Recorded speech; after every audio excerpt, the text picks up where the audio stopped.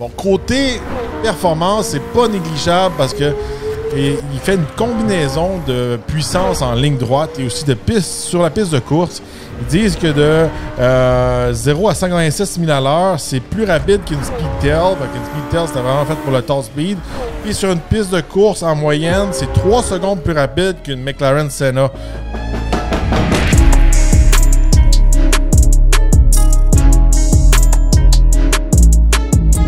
Aujourd'hui au Talk Podcast, je vous parle de la McLaren W1. La W1, c'est le nouveau supercar de chez McLaren. Ils appellent ça un supercar et non un hypercar. C'est vraiment celle qui vient dans la lignée des ultimes versions de McLaren, comme la McLaren F1 et aussi la McLaren P1. Alors là, c'est l'ultime version qui vient suivre la lignée de ces versions ultimes et légendaires de chez McLaren. Alors aujourd'hui, je dois vous donner les détails. Qu'est-ce qu'on en sait de cette nouvelle McLaren-là? Alors, la McLaren a été conçue avec l'équipe de Formule 1 de chez McLaren pour vous donner un peu l'esprit de conduire un peu une Formule 1, mais pour la route. Côté moteur, elle a un nouveau moteur. C'est un V8 hybride qui développe une puissance de 1258 chevaux. Le plus élevé de la puissance pour un McLaren. Et ils disent que c'est supérieur à toute la compétition principale. Fait qu'ils disent que sûrement ils ont vraiment en tête certaines compétitions. Puis peut-être que d'autres compagnies qui sont peut-être pas aussi gros que McLaren, je pourrais dire qu'ils les prennent pas comme une vraie compétition. Fait que c'est sûrement, ils pensent à Ferrari, Porsche, tout ça. J'espère qu'ils mettent Koenigsegg dans le mix parce qu'on se dit que Koenigsegg, ils font quand même des véhicules assez exceptionnels, surtout dernièrement. Le tout nouveau moteur à combustion, il développe 916 chevaux qui représente le plus haut rendement jamais enregistré pour un moteur McLaren. C'est 230 chevaux par litre. Puis il peut atteindre une redline, un tour par minute maximal de 9200 tours.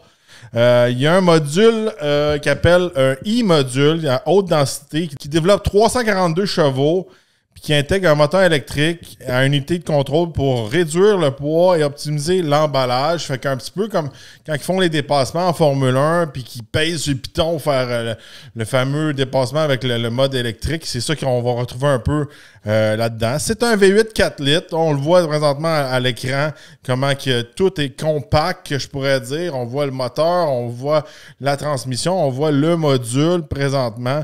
Là, on voit la tank à essence, puis on rajoute les turbos et le système d'échappement. Fait que, assez compact de ce côté-là, mais le poids est vraiment important. 1399 kg, fait que ça fait environ, si je me rappelle bien, juste au-dessus des 3000 livres, 3084 livres, c'est quand même assez léger de ce côté-là. Ils veulent vraiment faire une machine ultime pour la conduite.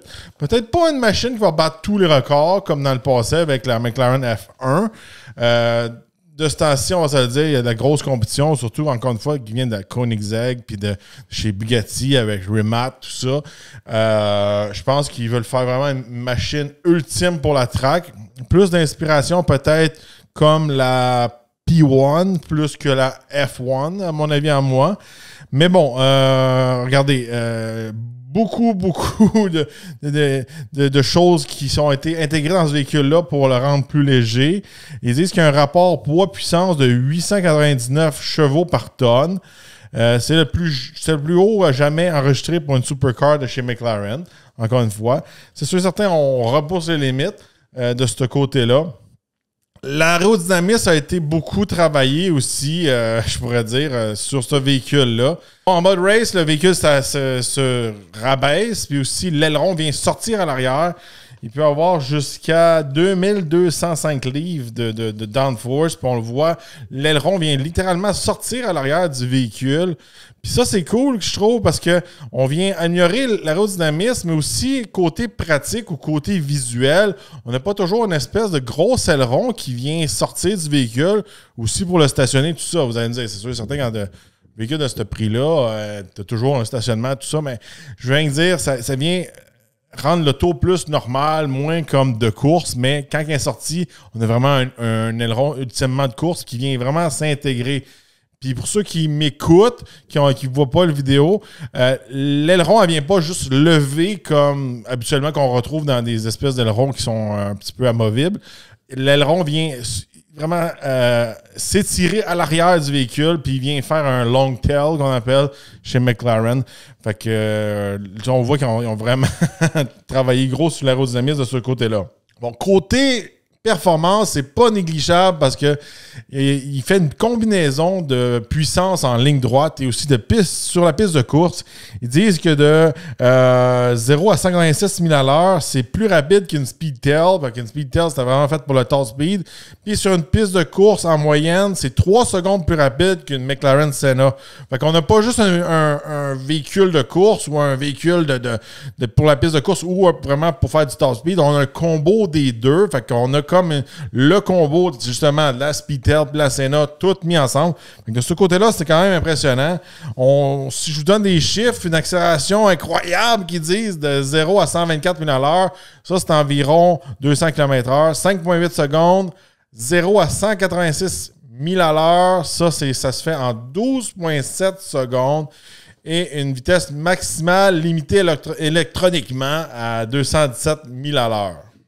Fait que 217 000 à l'heure, ça vous donne environ 350 km/h. Fait que c'est pas négligeable de ce côté-là. C'est un très beau véhicule. On parle du design vite fait. Je pourrais dire que le véhicule, on voit bien, c'est facile de reconnaître que c'est une McLaren. Les phares à l'avant sont très agressifs. À l'arrière, c'est classique McLaren. On a vraiment une grosse espèce d'entrée d'air à l'avant, un peu comme on avait sur la P1. Le véhicule, en général, n'est pas over the top. Oui, il y a beaucoup d'aérodynamisme, tout ça. Mais comment je pourrais dire? Peut-être qu'il faudrait qu'on le voit en vrai s'il est plus large.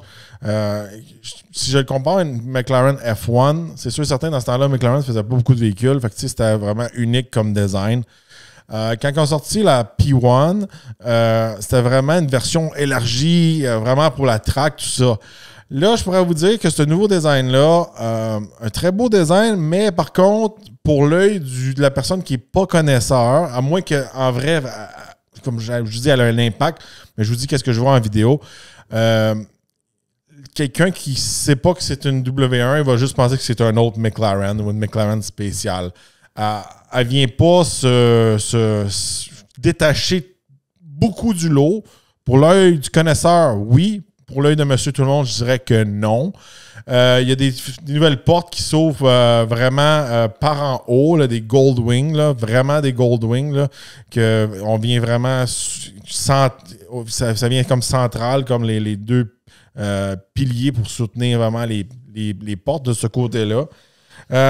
C'est sûr et certain, l'intérieur, tout est en fibre de carbone, les pédales bougent, le volant bouge, un peu comme la Ford GT pour se rapprocher du conducteur, puis aussi alléger le poids. Des gros diffuseurs en arrière, on le voit là, présentement.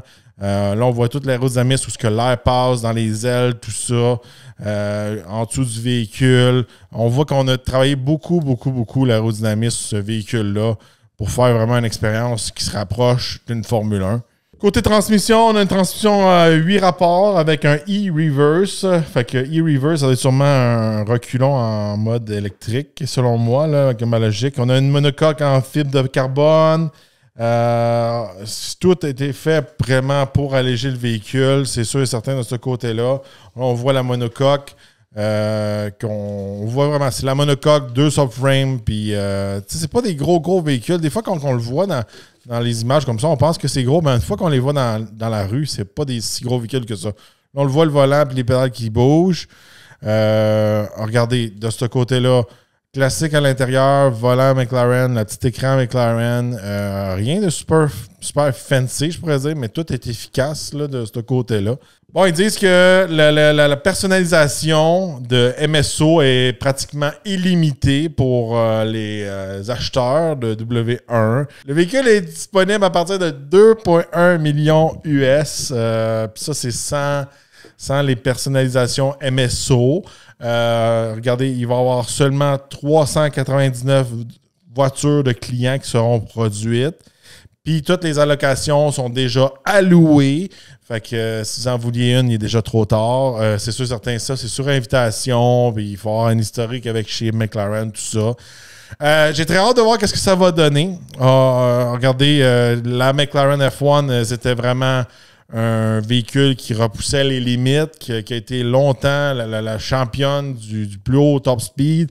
La P1 est venue dans un air qui avait de la grosse compétition avec la Ferrari et aussi la Porsche 918. Là, on va voir comment elle va se débrouiller parce que je pense qu'il y a d'autres joueurs aussi, comme la Mercedes AMG One, qui vient littéralement détruire le meilleur temps du Nürburgring, puis qui est vraiment inspiré de la Formule 1. Puis, tu sais, quand on dit inspiré de la Formule 1, ils disent toujours ça depuis des années de temps, mais on va se dire, la Mercedes, elle a vraiment un moteur de Formule 1, puis je pense que c'est le véhicule qui se rapproche le plus légal sur les routes, qui est proche d'une Formule 1. J'aime beaucoup ça qu'ils disent que c'est le real supercar, qui garde le véhicule extrêmement léger, très puissant, toujours à propulsion. Ça a l'air d'un véhicule qui c'est pas fait pour les débutants. J'ai hâte de voir qu'est-ce que ça va donner, s'ils vont battre les autres, s'ils vont dominer. Puis dites-moi dans les commentaires qui va devenir le kingpin, je pourrais dire, de la track, l'ultime. Est-ce que c'est toujours, ça va être McLaren? Est-ce que Porsche concocte quelque chose? On sait que la nouvelle Ferrari s'en vient bientôt. J'ai vu sur Internet qu'il y a eu plusieurs personnes qui ont reçu la clé. Est-ce que Ferrari va reprendre le trône? Ou chez Mercedes, depuis un bout de temps, il est sorti la AMG One, mais ils ont eu le temps de vraiment la peaufiner. Ou ça reste un peu une histoire de underdog là, avec Koenigsegg, Bugatti avec Rimac qui ne sont pas négligés. C'est peut-être pas les champions de la track, peut-être qu'ils ont moins d'expérience avec la Formule 1, mais quand même, je pense que le partenariat Bugatti-Rimac est quand même, ils sont capables de faire quelque chose de bon. Fait que dites-moi, qui vous pensez qui va être le champion des top speed? Est-ce que ça va rester Koenigsegg? Qui va être le champion de la track? Ça va être McLaren, Ferrari, Mercedes, Porsche? Dites-le moi dans les commentaires. N'oubliez pas de vous abonner, liker et de partager. On se revoit dans un prochain podcast.